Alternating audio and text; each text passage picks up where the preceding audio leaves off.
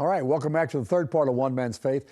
We're looking at our adversary, and we're continuing on, and we've been looking at Ephesians 6, verse 12, where he talks about rulers, powers, world forces, and wicked forces. The last one I just mentioned were world forces, which are those demonic entities over states, provinces, and territories, which come under those that are over countries. Okay, it's kind of a hierarchy. We just talked about the seven domains under rulers, the highest powers, the general. Underneath them are the authorities, those that are over countries, and then underneath them are those over states, territories, and provinces. So there is a hierarchy, and then after that are the ones you and I have to deal with more than those three. And that is the spiritual forces of wickedness. These are the demonic forces that are over things like anger and fear and lust, self-pity, suicide, murder. I read that. That was one of the seven domains. These are the ones that come and sit on your shoulder and whisper things into your ear. And this is what we've got to understand. It's a battle for our mind. Okay, it's a battle for our mind. I was asked a question. He says, well, Neal, can a Christian have a demon? Well, depends on what you mean by that. And we're going to look at that a little bit more. But yes, you can be influenced by the demonic forces. But by the Holy Spirit. Demonic forces don't deal with your spirit. They deal with your mind and emotions. Okay? That's where they get in. Okay? They speak to you. They cause you to do things. 2 Corinthians 10 says, "For though we walk in the flesh, we do not war according to the flesh. For the weapons of our warfare are not of the flesh, but divinely powerful for the destruction of fortresses." Okay?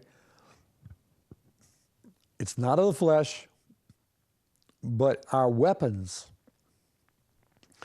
And I think part of those weapons are what we just read about in Ephesians 6. This is 2 Corinthians 10. But our weapons are divinely powerful for the destruction of fortresses. We are destroying speculation and every lofty thing raised up against the knowledge of God. And we are taking every thought captive to the obedience of Christ. This is the area that the demonic forces attack you in, mostly. Mostly. They don't normally attack you physically. They attack you mentally and emotionally. And then, if you're not careful, they can attack you physically. But they've got to get you to side with them first. Okay? It's a battle for your mind. It's a battle for your mind. Okay? We've got to understand that. Romans 12 says, "And do not be conformed to this world, but be transformed by the renewing of your mind." When you come into Christianity, when you accept Jesus as Lord, you still have habits and things that have been going on for years. And that's what's got to be transformed. You've got to renew your mind. You've got to see that you've got to think differently. You can't afford to get mad and angry. You can't afford it. I'll talk to you about that in just a few minutes. Why? Romans 8 says, "For those who are according to the flesh set their minds on the things of the flesh. But those who are according to the Spirit set their minds on the things of the Spirit. For the mind set on the flesh is death, but the mind set on the Spirit is life and peace." The mind set. Okay? It's what we think. Here's what here's what I believe happens. Now, I'm not an expert, okay? A spurt, an X is a has-been, and a spurt is a drip under pressure. I'm not an expert, all right? But from my experiences and what I've seen, I think I can give this to you and say this happens a lot of times, okay? What happens is this. This is how you are spiritually taken down, okay? You first get a thought, okay? Let's say anger. You get a thought of anger.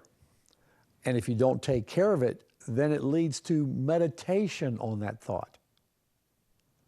And from that, it will lead to an action which will be a sin. Okay?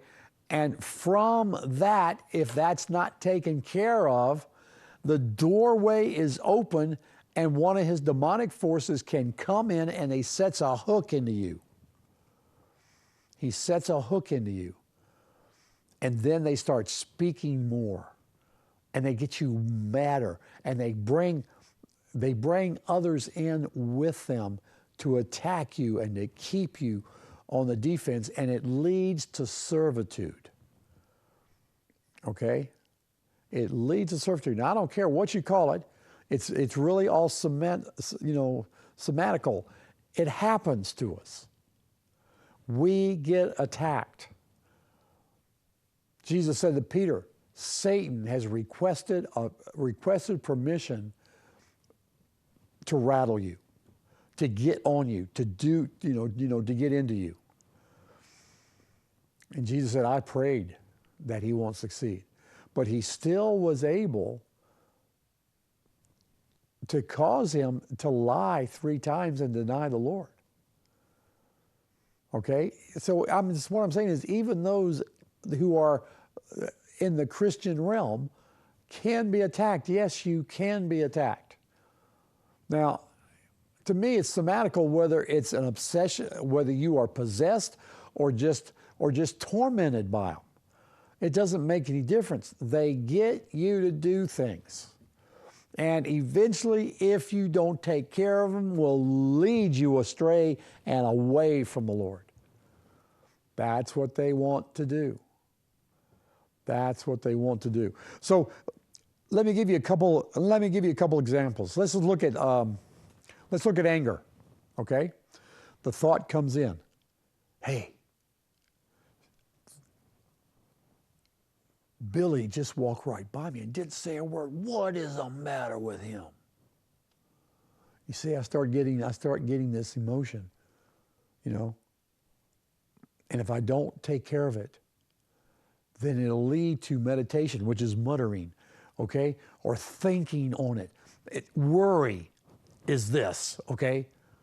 What is he thinking? Look, he's over there talking with Bob. They're looking my way. They're laughing at me. What do they think they're doing? I'm going to do something about it. Now, what's risen up within me? More anger. The action becomes anger. It leads me to do something like, I'm not going to speak to him anymore. Unforgiveness. Sin.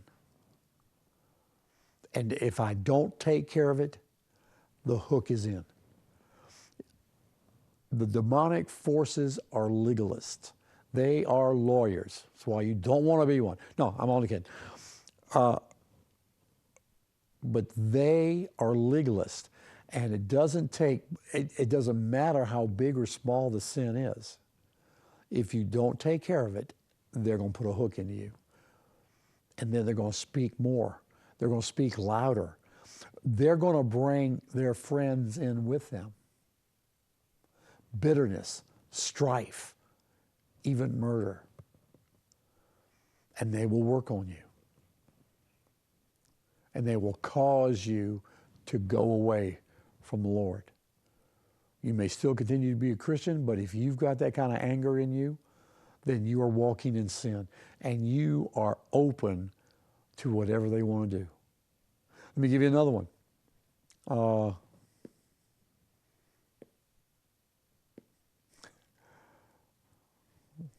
Lust.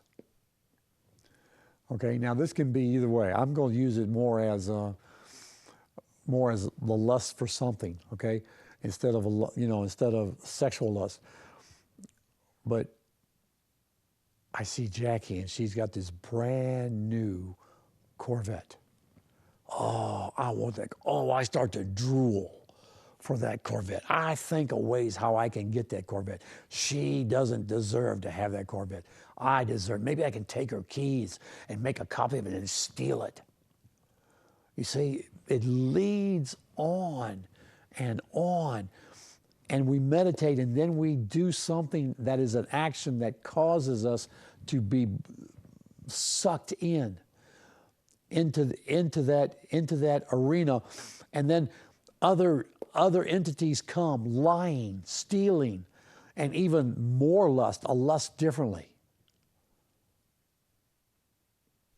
because we allowed that thought to come in and we started to meditate on it. Self-pity. Gosh. Bob walked right by me, didn't say a word. What's wrong with me?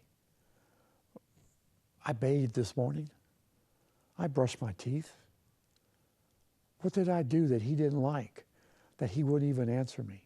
He wouldn't even speak to me. I must not be worth anything. I guess Mom was right when she said I was no good. Do you see? The thought is planted, and then we meditate. We build it bigger and bigger. And then friends come in, self-hatred, anger, even suicide. I'm no good. I might as well just end my life. I'm not worth anything. Nobody wants me. Depression is another one. Depression normally comes in because we are angry at something. See, anger starts. And then we get depressed. And we start having some of these feelings of self-pity. Self-pity may even come in. And what do we want to do? We don't want to do anything. We just want to bask in our depression. The way to break depression is to do something and to quit thinking on those lines. That's what you've got to do. If you don't, these others will come in and they will lead you into the killing, stealing, and destroying side of what Satan wants to do. Think about that for a minute. Get a cup of coffee, cool down, and I'll be right back.